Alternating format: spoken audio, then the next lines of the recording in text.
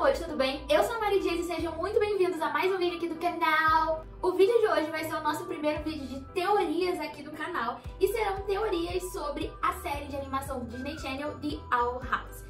Eu já tava querendo trazer esse vídeo aqui de teorias sobre The Owl House há muito tempo, mas eu não sabia realmente por onde começar. Eu nunca tinha elaborado, assim, teorias muito bem construídas e nem nada do tipo. Então foi um desafio e eu, na verdade, me inspirei em teorias que eu vi em muitos canais, tanto brasileiros quanto gringos, além de discussões no Twitter, discussões em comentários do YouTube e todos os canais que mais me deram uma base. Eu vou colocar aqui pra vocês, eu vou falar quais foram os canais que me inspiraram.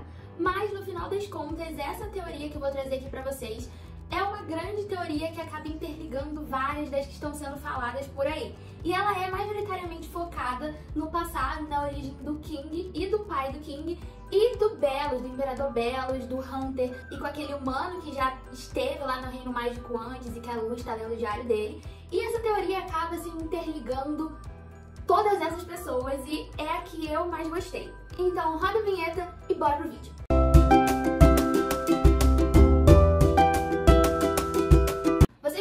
Que mesmo dentro dessas teorias, que são as que eu gosto, existem várias coisas que ficam em aberto. E eu vou sinalizar as principais dessas coisas. Então, se você tiver teorias que acabam fechando esses buracos, ou então se você tiver teorias completamente diferentes, deixa aqui nos comentários, porque o objetivo mesmo é que a gente possa discutir as nossas teorias e interligando as coisas, porque isso que deixa tudo muito mais legal. Vamos começar com a teoria sobre a origem do King e do pai dele. Qual é o passado por detrás aí da história deles. E vocês vão ver mais pra frente como que isso se interliga à teoria da origem do Belus. Fica aqui comigo porque vai ser assim... Os canais com teorias que mais me influenciaram nessa aqui foram o do Cometa Toon e do Charles J. Thomas. No terceiro episódio da segunda temporada, o Echoes of the Past, a gente finalmente recebe uma backstory aí pro King. Ele tá cada vez mais ansioso e nervoso pra querer provar pra todo mundo que ele foi sim o rei dos demônios há muito tempo atrás. Então ele convence ali os nossos protagonistas a irem com ele até a ilha onde ficaria supostamente o antigo castelo dele. E pra nossa surpresa, quando eles estão voando aí pra essa ilha, ela realmente está lá. Inclusive, a Lilith se surpreende, ela fala que essa ilha não está em nenhum dos mapas. E é importante a gente lembrar que a Lilith estuda muito, né? Até então ela era do Coven do Imperador, era uma pessoa importante ali na sociedade deles. Então, realmente, ela tem um conhecimento muito grande de história, ou pelo menos da história que foi passada para todo mundo até então, que cada vez mais a gente percebe que não é bem a história real. Quando ela fala isso, o King inclusive responde falando que pra ele a ilha sempre esteve lá, sempre estava lá quando ele olhava. Então a gente tem duas teorias aí a respeito disso. Ou a ilha foi apagada dos mapas pelo Imperador Belus, por exemplo, ou por alguém que não queria que a ilha fosse descoberta, ou ela tem propriedades mágicas e ela realmente só se mostra pra quem ela quer se mostrar. Inclusive pode ser um pouco das duas coisas combinadas também, né? Logo que a gente chega com eles nas ruínas lá daquele castelo, a gente vê uma série de pinturas nas paredes e de algum ser que se assemelha muito com o King realmente e que aparentemente era realmente um rei, era alguém que tinha vários súditos, era alguém que lutava e a gente começa a se pensar, nossa, será que ele estava o tempo inteiro realmente dizendo a verdade? Mas no decorrer do episódio, a Ida, na verdade, revela pra gente que ela pegou o King lá mais ou menos uns 8 anos, quando ele era um bebezinho. Então toda aquela história de que ele tinha sido o rei dos demônios, que foi amaldiçoado pra ficar pequeno, na verdade foi algo que ele começou a falar e a Ida não quis cortar o barato dele, né? Ela já amava muito ele e ela resolveu alimentar mesmo essa fantasia dele. O fato é que, por ele não ser aquelas pessoas ali das paredes, a gente começa a se perguntar quem na verdade eles eram e por que o King estava sozinho ali naquelas ruínas, o que aconteceu. No meio disso tudo, eles também começam a ser perseguidos por uma espécie de monstro ali de pedra que fica guardando o castelo, que é o Jean-Luc. Desculpa, a porra da pedra se chama Jean-Luc, cara! Toda vez que eu escuto esse nome, eu falo, não, eu não, Jean-Luc, mano! Ele é francês, até. E conforme o King vai se aprofundando ali dentro dos cômodos daquele castelo, ele vai cada vez mais recobrando a sua memória e percebendo o que aconteceu com ele, né? Que ele estava lá no ovo e que aparentemente teve uma invasão, alguma coisa naquele castelo, que ele ouviu alguém gritar filho e que quando ele acordou as coisas já estavam daquele jeito. Inclusive, o Jean-Luc estava lá para proteger ele. Mais uma observação importante é que a gente vê no castelo que existiam vários outros dele. Inclusive, quando a Ida chegou lá para buscar ele, a gente percebe que ele está empilhando pedrinhas que tem o formato do Jean-Luc. Então, o que a gente pode pensar aí é que ele já estava seguindo um tipo de instinto dele, que de alguma forma, por alguma lembrança ancestral, ele sabia que ele deveria ficar empilhando aquelas pedrinhas ali, que talvez fosse a forma como os ancestrais dele faziam aquele exército de Jean-Luc. Então, a coisa mais lógica a se pensar é que realmente o King talvez viesse a ser um príncipe dos demônios e não um rei ali como ele estava imaginando, mas que fosse o destino dele realmente ser o rei. E aquelas lembranças, aqueles instintos que ele tem, tanto de empilhar coisa como ele fazia com os bonequinhos, como de falar que ele já derrotou o monstro tal ou coisa tal, na verdade são uma espécie de lembrança dos seus antepassados ou simplesmente de alguma parte dele que sabe qual é o destino dele. E aí a gente fica de frente com o fato de que aquelas pinturas provavelmente representam o pai dele e os antepassados dele no geral. E aí a gente chega, né, no questionamento, mas quem é o pai do King? Por que ele foi embora? O que aconteceu naquele castelo? De acordo com aquelas pinturas e com tudo que a ilha nos indica, e se a gente também levar em conta, é muito importante aqui para toda essa teoria a gente levar em conta que as coisas que o King fala não são só delírios, mas na verdade são algumas lembranças do passado, ou ecos do passado, né, como o episódio fala. O pai dele, na verdade, seria de uma linhagem um tanto quanto superior de demônios. Ele seria alguma espécie de ser celestial, um ser que estava acima de todo mundo realmente, ou mais especificamente que ele poderia ser um titã. O que, de acordo com a maioria das mitologias, realmente sempre é representado como um ser celestial e um ser demoníaco de classe um pouco superior. E uma teoria que me chamou muita atenção e que explodiu a minha mente, mas que de alguma forma eu acho que faz muito sentido, é que o pai do King, a linhagem do King no geral, estaria ligada ao titã que está morto lá na ilha e que é de onde emana a magia de todo mundo. Pra mim, a linhagem do King poderia descender daquele titã. E pra isso é muito importante a gente notar a semelhança ali entre eles, né? Se a gente olhar pro formato da cabeça deles, que é uma espécie de crânio, parece uma coisa com osso, um chifre, que realmente lembra demais o do titã da ilha. Outro fato importante para essa teoria é que mais pra frente o King começa a tentar descobrir qual tipo de demônio ele é, e a gente vê que existem 3 classes de demônio. Ele fica ali junto com o Uhura tentando descobrir qual ele é. E no episódio ele tem muita dificuldade, ele vê que ele não se encaixa totalmente nas características de nenhum deles. E no final ele desenvolve ali um poder que é uma espécie de grito supersônico, que depois a gente vê que ele pode usar inclusive para localizar coisas, igual os morcegos fazem, por exemplo. Então esse episódio também já deu pra gente uma pista de que ele poderia ser diferente. E se ele tá certo, se esses delírios dele ser o rei dos demônios estão certos, a gente poderia imaginar que ele pertence a uma classe superior da dos demônios, até porque se os demônios são todos muito poderosos, eu não vejo por que em algum momento da história lá do mundo deles, algum outro demônio esteve acima de todo mundo, mandando em todo mundo da classe deles, sabe? O que faria mais sentido é que ele pertencesse realmente a algum tipo de classe superior. Também é muito importante aqui lembrar da cronologia das coisas. O Belus é imperador há 50 anos só. E ele começou a ser imperador porque é dito que ele aprendeu a controlar o titã da ilha. Mas antes disso, tanto bruxas quanto demônios usavam da magia selvagem de maneira livre.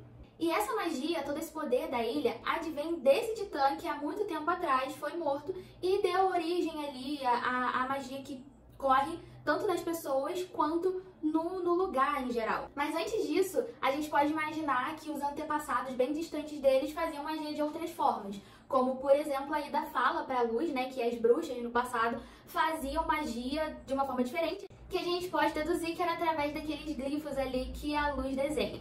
Então ele realmente, de alguma forma, teria uma magia superior, ou seria o ser mágico original que dá magia a tudo.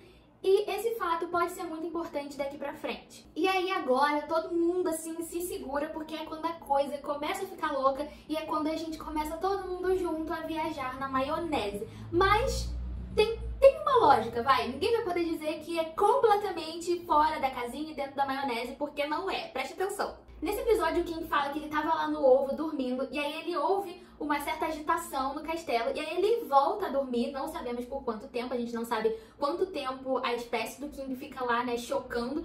E quando ele acordou, as coisas já estavam destruídas, tudo estava em ruínas, e só quem estava lá era o Jean-Luc, o único que sobrou, e estava lá para proteger ele. Ele ficou lá por um tempinho, que a gente considera que foi um tempinho curto, porque quando a Ida chegou, ele ainda era muito pequenininho. E aí que tudo se interliga.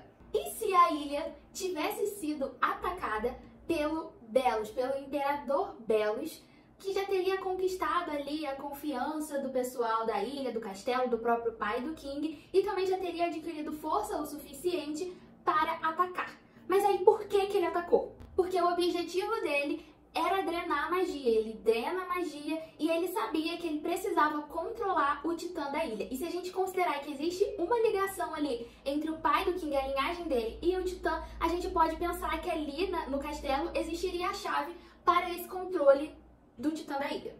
Mas aí, pra que ele queria fazer isso? Por que ele queria fazer isso? Porque ele é humano. E se eu abraço completamente a teoria de que o Belos é humano e não qualquer humano, gente. Pra mim e pra Nonô, desde a primeira vez que a gente viu essa série, sem nem tentar fazer teoria, a gente acha que o Belos e o Philip são a mesma pessoa. A gente vai desenvolver isso melhor.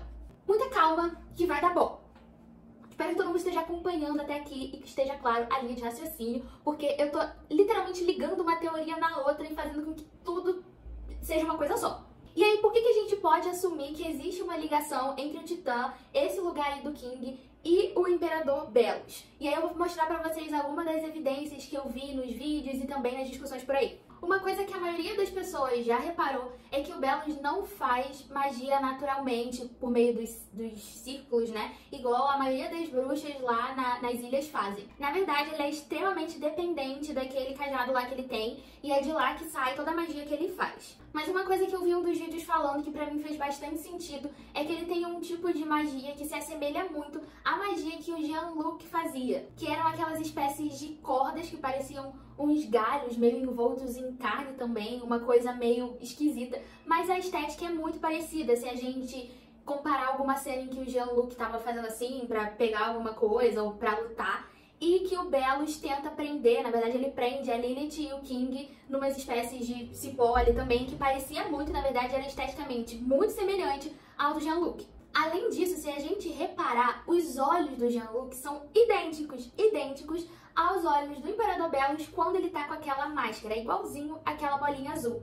E isso poderia indicar a ligação que ambos têm com o Titã. A gente vê que no castelo tem vários dele mortos, né? E que o King, como eu falei antes, fazia vários daqueles bonequinhos. Então, se a gente pensar que eles são pedras, né? E que o pai do King, por exemplo, dava vida a todos eles e eles ficam daquele jeito, não é muito difícil da gente inferir que a magia do pai do King, assim como a magia do Belos, vinha do Titã, ou tinha alguma ligação com o Titã. Gente, na minha cabeça isso tá fazendo muito sentido. Eu não sei como é que tá aí, mas pra mim tá tipo, e tudo se interliga. E eu acho que eles fariam muito isso, porque uma história legal pra mim é quando tudo no final se interliga e todo mundo é alguém, e todo mundo é a mesma pessoa. Pra mim isso faz a história ser legal. Do que fulano, na verdade, é descendente de Beltrano, então é filho do filho do filho de Beltrano, porque pra mim o que é legal é quando todo mundo é a mesma pessoa, sabe?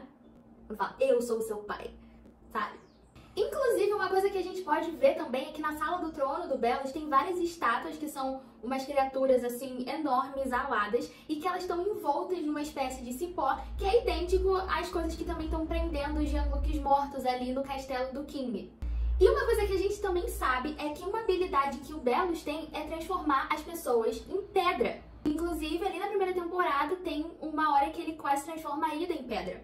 Se a gente pensar que o pai do King, né, a linhagem do King, tinha a habilidade de dar vida ali às pedras, também não é muito difícil de pensar que ele poderia transformar as pessoas em pedra, e esse poder aí que o Belos tem também estaria ligado a essa mesma coisa. E aí, dentro dessa teoria, muita gente achava que o pai do King teria morrido, mas ali nos últimos episódios a gente vê que aparece uma figura que muito provavelmente é o pai do King. E eu vi pessoas achando que não é, que é o tio-avô, e, gente, eu tenho quase certeza absoluta que é. Muito pelo timing que ele aparece. Primeiro porque a primeira vez que a gente vê ele ali do lado daquela carroça, a gente vê que ele tá vendo o vídeo do King, que foi o vídeo que ele fez falando pro pai dele. Então, assim, né, muito oportuno o momento em que ele vê. E também depois a gente vê que ele deixa uma carta pro King, só que o Huri acaba perdendo a carta. Ai, o Huri é difícil às vezes de defender, sabe? O maior argumento das pessoas que acham que ele não é o pai do King, só assim um descendente ou algo do tipo, é principalmente o tamanho dele e o porquê que ele não teria voltado lá pro King. Esse primeiro argumento do tamanho, gente, desculpa, mas não faz sentido nenhum. E a gente tem tanto uma explicação histórica do mundo real pra isso, e a gente também pode ter uma explicação mágica pra isso. A primeira explicação, que é a que é do mundo real, é que já é uma coisa completamente popularizada, que na antiguidade os líderes eram retratados nas suas pinturas e tudo mais como sendo muito grandes. Se você olhar, por exemplo, as pinturas egípcias, geralmente os faraós e tal, eles eram pintados como gigantes, eles não eram gigantes de verdade, gente. Inclusive, se a gente parar pra pensar, era pintura dentro do próprio castelo dele, né? Então, ia fazer sentido se ele quisesse ser retratado como algo majestoso.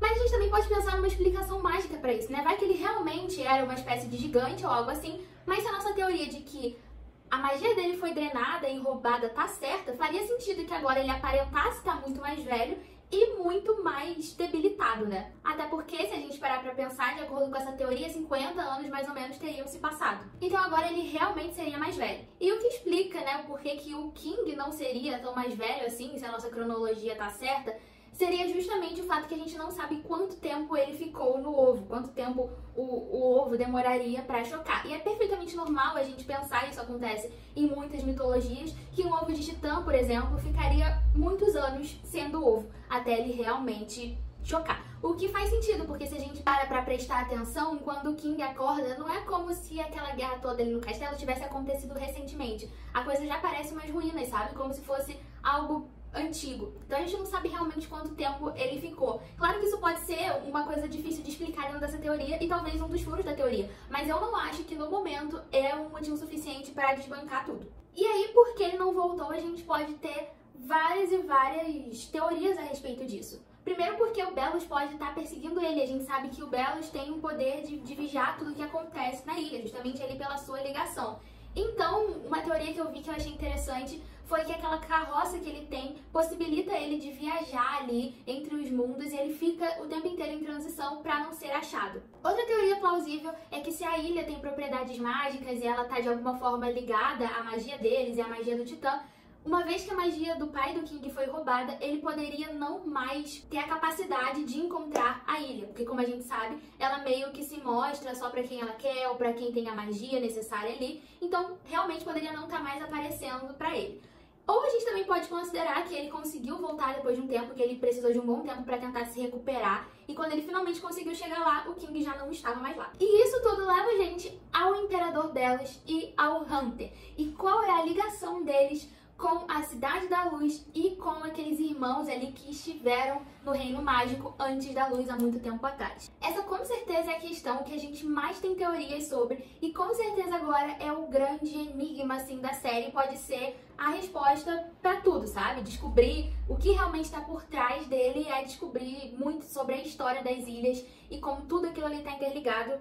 Ou não, né? Dentre todas as teorias que eu vi, e olha que eu vi muita teoria, tem muita gente pra falar alguma coisa a respeito disso. A que eu vou passar pra vocês aqui agora é a que eu mais acreditei e é a que eu acho que faz mais sentido e eu vou dizer o porquê. Mas sempre convidando vocês a colocar aqui embaixo, tanto se vocês concordam, quanto se vocês não concordam e por quê. Ai, gente, será que estão gostando do meu primeiro vídeo de teoria? Eu tô me sentindo muito teoria, entendeu? É claro que conforme o tempo for passando, a gente vai se aperfeiçoar nesse negócio de teoria, a gente vai começar a acertar. Eu duvido que eu vou acertar dessa vez, tá? Duvido, ia ser muito sorte de principiante. Não é nem meu objetivo acertar, eu quero mais é teorizar, entendeu? Eu faço faculdade de ciências humanas, a gente não tá nem preocupada em acertar. Os canais com vídeos que mais me inspiraram aqui nessa teoria, eu não consigo nem citar quais vídeos exatamente, porque foram muitos que eu vi, mas os que acabaram mais influenciando a teoria que eu acabei chegando no final foram Cometa Toon, Dario Pato, It's Rebecca Rose e Hora Cartoon.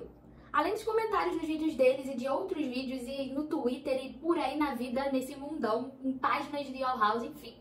Muita gente. E já vou anunciar aqui logo pra vocês, pra já inflamar os ânimos, entendeu? E já vi gente de comentário falar, como assim é essa teoria que você acredita? Essa é a teoria que eu acredito, de que o Imperador Belos é o Felipe em pessoa. Não é o filho dele, não é o neto dele, não é o antepassado dele. Eu acho que ele é o Felipe em pessoa, realmente. Aquele primeiro humano que esteve lá em Boiling Islands em 1600 e lá vai bolinha. Os episódios 9 e 10 da segunda temporada foram cheios de revelações. Meu Deus do céu, quanta coisa aconteceu. E agora que a Luz tem o diário, né, ou melhor, o rato que comeu o diário, que tá falando as coisas pra ela, a gente pode descobrir cada vez mais coisas. Um fato muito importante para essa teoria é que no diário o Philip diz que ele não foi pra Bolinha Island sozinho.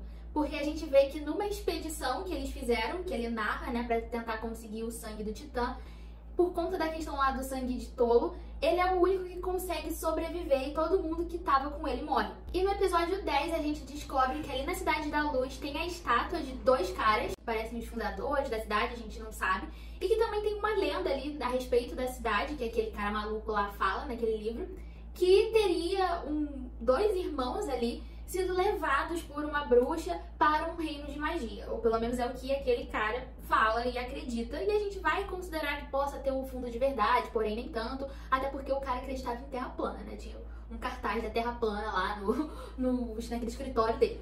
Uma coisa muito importante da gente analisar aqui são as pegadas daquela página ali do diário em que eles estão indo para pegar o sangue do Titã. A gente vê 5 pegadas indo e uma pegada voltando. E a gente vê que a pegada voltando, a pegada do Philip, é um sapato um pouquinho mais pontudinho que lembra os sapatos dos homens ali naquela época de 1600 e pouco aqui no mundo humano. Mas quando eles estão indo, a gente vê que tem outra pegada desse mesmo tipo de sapato. Tem 2 delas indo e depois só a do Philip voltando. Então a gente pode pensar aí que tinha outro humano, provavelmente homem, usando o mesmo tipo de sapato que ele. Que ele pode levar a gente a pensar que ele realmente teria um irmão que foi com ele e o irmão morreu lá naquela aventura. Além dessa questão aí das pegadas, a gente, claro, como a maioria das pessoas está falando, e eu acho que realmente não foi por acaso, realmente tem uma ligação, existe uma semelhança física muito notória, assim, entre o Belus, a estátua, e o Philip, e também entre o Hunter e a estátua. Eu vi ali uma análise que algumas pessoas fizeram sobre até a questão dos formatos dos narizes, e se o Philip realmente for uma das pessoas da estátua, e se o Belus for o Philip, eles eram aquela segunda estátua que estava ali um pouco mais atrás daquela pessoa que estava mais ali à frente. Porque fisicamente eles se assemelham, a gente consegue ver que existe uma espécie ali de semelhança, tanto entre o Belus e a estátua, o Philip e a estátua, o Philip e o Belus, enfim, põe aqui todo mundo um do lado do outro. E uma das coisas que as pessoas mais notaram foi a semelhança que existia entre o irmão ali da frente e o Hunter, principalmente a semelhança do formato do rosto e do formato de nariz, que é um formato de nariz bem característico, com isso daqui um pouco mais grosso. Naquele livro que aquele personagem maluco lá, terraplanista, mostra, a gente também vê que existe esses 2 irmãos falando com aquela espécie de bruxa ali, e que existe um que tá na frente, que também seria esse da estátua que sempre tá na frente. Então a gente vê um irmão que não é o Philip e que sempre tá à frente de tudo. Inclusive ali no livro a gente vê que os 2 estão de cabelo comprido, mas isso não faz muita diferença, gente, porque as pessoas tanto podem cortar o cabelo, como elas também podem usar perucas, o que naquela época não era muito, assim, incomum, sabe? Na verdade era bem comum, e a gente até vê que o cabelo deles no livro parece muito daquelas perucas que as pessoas usavam, principalmente na política. Então, ok, a gente pensa que tinha esse irmão aí do Philip, que sempre estava à frente de tudo, ele tem uma pose muito imponente na estátua, e ele parecia um líder nato, e se eles foram realmente os fundadores ali da cidade, ou tiveram uma importância para a cidade, a gente pode imaginar até que ele era um político, que ele tinha alguma espécie de poder, e que ele era a pessoa que estava sempre à frente na liderança. Enquanto o Philip, na verdade, era muito mais um cientista. Ele sempre é retratado com algum papel na mão, né? Na estátua ele tá com um papel, e a gente vê pelo diário que é como ele que tá escrevendo, ele começa a ter muita curiosidade sobre o reino, ele que começa a tentar fazer a porta, então a gente vê que ele tava ali sempre retratado um tanto quanto a sombra do irmão, mas de uma forma que, a mim, parece que o irmão tava ali meio que numa situação de proteger ele e proteger todo mundo, ser a pessoa à frente de tudo, enquanto ele era mais o cientista. E se a gente pensar que esse irmão, que era muito importante pro Philip, morreu naquela expedição atrás da questão do sangue do Titã, a gente também pode imaginar que uma revolta bem grande dentro dele pode ter começado a surgir, principalmente em relação à magia, a magia selvagem e aquele mundo ali no geral. Então, com os anos, né, como a gente sabe mesmo pelo diário, ele começou a estudar uma forma de se fazer um portal para poder voltar para casa. E a gente sabe que isso não foi uma tarefa fácil. Inclusive, ele diz lá no diário dele que o mais difícil não é conseguir os ingredientes, que ele conseguiu os ingredientes de uma forma fácil.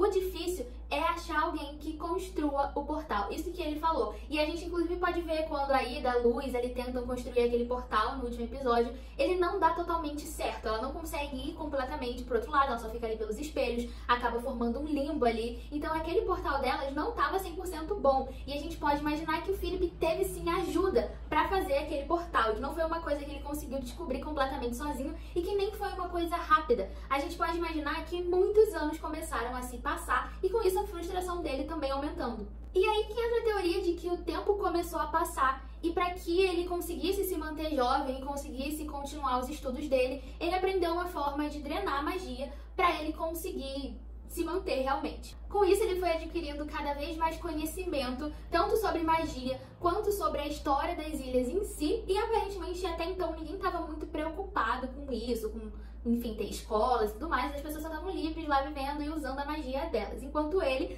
foi começando a adquirir magia e foi começando também a adquirir conhecimento. E essas duas coisas combinadas resultam em poder. E se a gente pensar que era uma pessoa que já estava começando a ficar um tanto quanto amargurada, essa perspectiva de poder pode ter começado a subir na cabeça dele cada vez mais. Uma das coisas que as pessoas mais falam contra essa teoria de que o Philip e o Belus seriam a mesma pessoa é justamente pensar na questão da porta e por que ele estaria agora procurando uma nova porta e não simplesmente fazendo uma nova.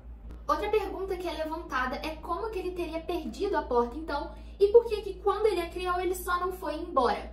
Como a gente falou antes, ele diz que o mais difícil é achar alguém que construa a porta. E como a gente ainda não sabe o que vai acontecer nos próximos capítulos, não é muito absurdo pensar que talvez ele nunca tenha realmente chegado a construir a porta completamente sozinho e ter total poder ali dela por algum tempo. Uma das opções aqui pro porquê que ele poderia não ter ido embora, sabe? É que quando ele estivesse com a posse da porta, ele poderia ter visto a oportunidade de poder muito grande ali nas mãos dele. Então, quase que como uma forma de vingar o irmão que aparentava ser uma pessoa que era muito decidida e poderosa e que gostava de poder, ele começa a pensar que o mais plausível ali e tinha uma oportunidade grande de ele juntar os dois mundos e começar a governar todo mundo. Afinal, ele tinha descoberto uma coisa que poderia ser, assim, muito poderosa, muito revolucionária, que é ter um portal que te deixa viajar ali pelos mundos. Outra opção, que não elimina essa primeira opção, elas podem se complementar, é justamente que ele teve ajuda para criar a porta. Mas então quem seria essa pessoa, né? Eu realmente não faço a menor ideia, mas uma coisa que veio na minha mente, e isso aí tá surgindo realmente completamente de mim, é que ele pode ter tido a ajuda de alguém aí que ele confiou bastante e que essa pessoa, ao ver o quanto ele estava se tornando sedento por poder, começou a desaprovar as ações dele e os planos dele. E essa pessoa poderia ter dado um jeito de sumir com a porta. Seria assim que ele teria ficado ainda mais revoltado e com mais vontade de fazer esse plano acontecer, porque agora ele sabia que a porta existia e ele sabia que ele queria vingança, ele queria poder juntar os dois mundos. E aí que a gente liga tudo a essa teoria que eu falei antes do pai do King, sabe? Se a gente pensar que mais ou menos aí a essa altura ele vai lá e ele já tá bem poderoso e ele conquista aquele lugar, é justamente pra ele começar a colocar esse plano dele aí em ação. É aí exatamente nesse ponto em que toda essa teoria e toda essa história se junta à história que é contada oficialmente na escola lá. Que o Belus teria surgido do nada, ninguém sabe de onde ele veio. Eles só sabem que ele surgiu dizendo que ele tinha aprendido a controlar ali o Titã e que por isso ele deveria ser o novo imperador. E a primeira coisa que ele faz é banir a magia selvagem e criar os Covens. Se essa minha teoria de que ele tá tentando achar a porta, né, que nunca esteve completamente no domínio dele, que quando foi criada alguém teria sumido com ela ou levado pra longe, a gente pode pensar que isso de criar os Covens e principalmente de perseguir todas as bruxas selvagens, né, as bruxas que não se adaptaram e negaram a se juntar aos Covens, pode ser realmente uma forma de tentar encontrar essa pessoa que estava com a porta. Inclusive, dentro dessa teoria faz sentido pensar por que ninguém sabe direito de onde ele veio ou quem é ele, porque já teriam passado realmente muitos séculos que ele, como Philip, tivesse chegado lá. E a gente pode imaginar que ele começou a se isolar um tempo para poder drenar magia, para poder ficar cada vez mais poderoso. E a gente tem que pensar que ele realmente ficou muito poderoso e que ele tinha não só magia, mas muito conhecimento também para poder controlar todo mundo e fazer com que todo mundo se adaptasse à ditadura dele, né? Ok, mas e aí, né? A gente chega nesse ponto em que agora ele é o imperador e que ele tá controlando todo mundo, então a gente pode inclusive imaginar que colocar as pessoas pra se especificar em um tipo apenas de magia torna todas elas um pouco mais fracas e que ninguém realmente tem o poder ou a ousadia de contradizer ele. Outras teorias, assim, outros sinais que sustentam bem essa teoria é porque o Belos fala, nos últimos episódios que teve, que ele já esteve no mundo humano. Ele fala isso pro Hunter, inclusive ele fala com um certo saudosismo, sabe? Então parece muito que ele não esteve lá só a passeio, mas sim que ele estava falando do lugar onde ele pertence. Outra coisa que as pessoas falam muito é sobre a orelha dele e do Hunter, porque a orelha dele é um pouco, sim, pontiaguda, como a das bruxas. Mas a gente vê que a orelha do Belos é bem menor do que a orelha das bruxas comuns e ele tem uma espécie de cortezinho aqui na orelha. Então, muita gente pensa que talvez ele possa ter cortado uma parte da orelha e colocado alguma coisa pra parecer que ela é mais pontiaguda. Isso é uma coisa muito difícil de você, enfim, de você reproduzir, né? E também, se ele tá treinando magia, ele pode começar a adquirir algumas propriedades mágicas.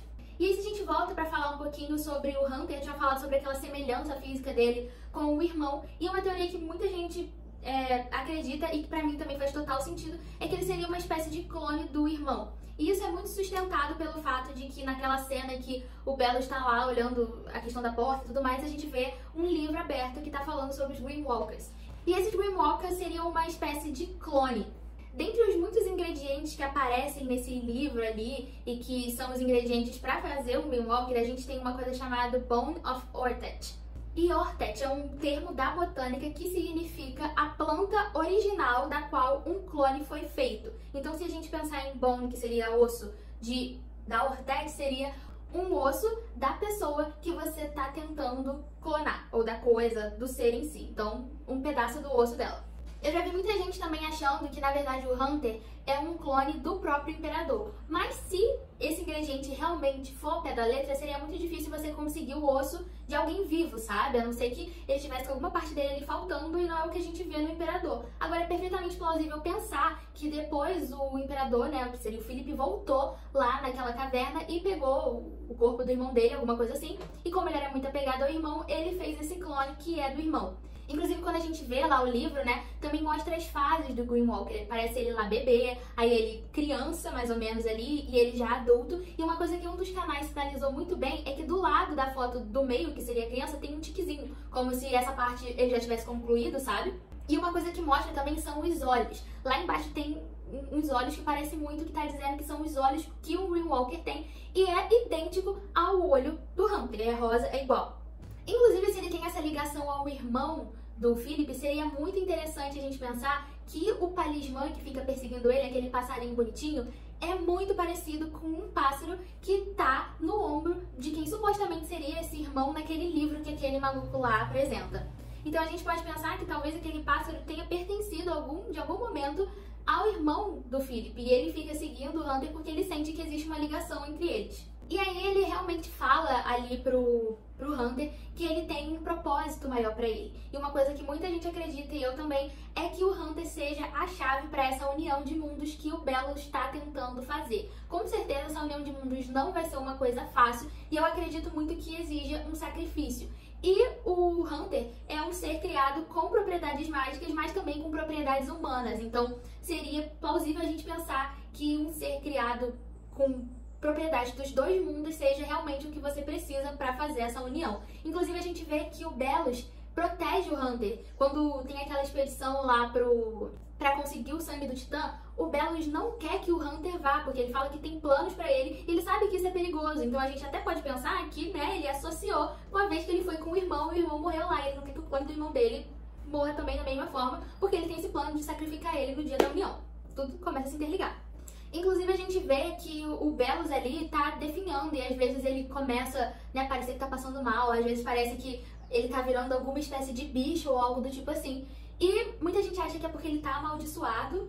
Eu acho que, na verdade, é porque, como ele drenou a magia de muitos seres diferentes, o corpo dele humano já não está mais suportando aquilo. E quando ele teve uma crise, que a gente só vê a sombra dele virando uma espécie de bicho, assim, ele bate na parede com a mão dele, e a mão dele vira uma espécie daqueles galhos que parece muito a mão do Jean-Luc. Então talvez toda essa ligação dele com o Titã seja algo que o corpo dele não está mais suportando. Gente, essas foram as teorias que eu tentei trazer pra vocês aqui hoje. E eu tenho certeza que ficou muita coisa em aberto, mas uma coisa que eu gostei dessa conclusão toda aí que eu cheguei, depois de ver muitos vídeos, é que nela tudo se interliga. E eu acho que isso acaba sendo muito a cara da Disney, de um desenho da Disney. A gente também tem que levar isso em consideração. Tem muitas teorias que falam sobre, na verdade, fulano é o Green Walker do Green Walker do Green Walker do Green Walker do outro, ou é o pai do King, aquele que apareceu no pai do King, é um descendente dele, é um avô dele. E todas essas coisas, apesar de serem possíveis, elas não são tão legais. Elas não são aquele tipo de fator que quando vem a revelação você fica tipo, nossa, então tava tudo interligado o tempo inteiro. E eu acredito muito que se não for isso aqui que eu tô falando, e provavelmente não vai ser, convenhamos, né? Vai ser alguma teoria que de alguma forma liga muito bem todos os pontos e torna a história toda uma coisa cíclica, sabe? Faz com que no final tudo se encaixe e não fique nenhuma pessoa solta aí nesse quebra-cabeça.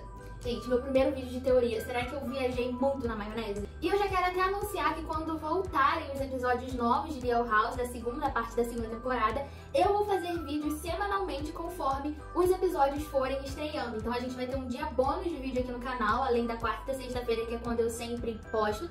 E aí a gente vai poder tanto comentar o que aconteceu, quanto ir aprimorando ou desmistificando a nossa teoria. Então, se você quer saber como tudo vai se desenrolar, se a minha teoria vai estar certa, se não vai, e se você quer ir indo por esse caminho aí com a gente, já se inscreve aqui nesse canal, deixa o like nesse vídeo, porque lá pra outubro, novembro, que é quando dizem que vai voltar, a gente vai começar a ter vídeo só de The Owl House aqui nesse canal. Então já se inscreve e manda pros seus amigos que são fãs de The Owl House também. Não se esqueçam também de visitar os canais que eu citei aqui pra vocês, porque eles também têm teorias muito legais. Se atentem às datas dos vídeos, porque algumas teorias deles acabam se modificando, porque eles estavam fazendo conforme os episódios lançavam, mas não deixem de conferir lá. Não se esqueçam de dizer o que vocês acharam desse vídeo e eu prometo que com o tempo eu vou ficar muito melhor nesse rolê de fazer teorias. É isso, gente. Não se esqueçam de deixar o like, se inscrever aqui nesse canal, como eu já falei. Muito obrigada por terem assistido. Um beijo e até o próximo vídeo.